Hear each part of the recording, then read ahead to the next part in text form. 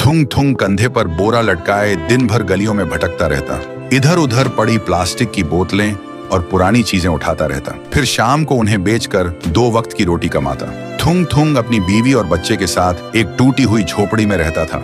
गरीबी इतनी थी कि कभी कभी नमक रोटी भी नसीब नहीं होती थी। भूख मिटाने के लिए पेड़ों के पत्तों का सहारा लेना पड़ता। फिर भी थुंग थुंग ने कभी चोरी का सहारा नहीं लिया। एक दिन थुंग थुंग थका हारा श्मशान के पास बैठा था। शाम ढल चुकी थी और हवा में जले हुए लकड़ों की बू थी। तभी उसे मिट्टी के नीचे से हल्की सी रोशनी चमकती दिखी। वह धीरे से उठा और मिट्टी खोदने लगा। कुछ ही देर में उसे जमीन के अंदर से एक पुराना सा लोहे का घंटी वाला दिया मिला। जैसे ही उसने उसे उठाया, एक भारी आवाज गूंजी, जो भी इस दिए को जगाएगा उसकी हर इच्छा पूरी होगी, लेकिन बदले में उसकी सबसे प्यारी चीज चली जाएगी। थुंग थुंग का दिल जोर जोर से धड़कने लगा। वह मन ही मन सोचने लगा, सबसे प्यारी चीज मतलब क्या? वह घर लौटा और बीवी को सब बताया। बीवी ने ध्यान से सुना। उसकी आंखों में डर भी था और थोड़ी सी उम्मीद भी।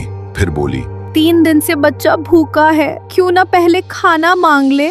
थुंग थुंग ने कांपते हाथों से दिया जलाया और धीरे से बोला, हे दिए, मेरे भूखे बच्चे के लिए अनाज दे दो, बस पेट भर खाना दे दो। अचानक पूरी झोपड़ी अनाज और रोटियों से भर गई।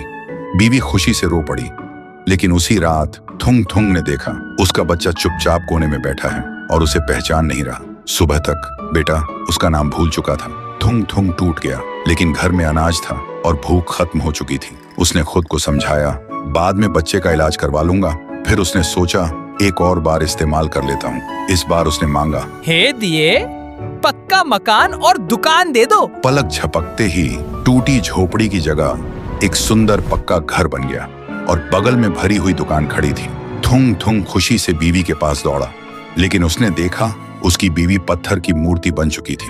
थुंग थुंग चीखता रहा, रोता रहा और कोने में रखा वह दिया हंसता रहा, क्योंकि शर्त वही थी, हर बार सबसे प्यारी चीज खोना। अब थुंग थुंग के पास बड़ा घर था, पर वह पूरी तरह अकेला पड़ गया था। वह रोते हुए पत्थर बनी बीवी को गले लगाकर बोला, मुझे ये अमीरी जिंदगी नहीं चाहिए।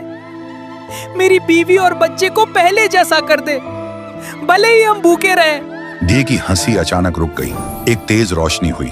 जब रोशनी हटी, न पक्का घर था न अनाज का ढेर। फिर वही पुरानी टूटी हुई झोपड़ी थी, लेकिन सामने उसका बच्चा खेल रहा था और बीवी मुस्कुरा रही थी।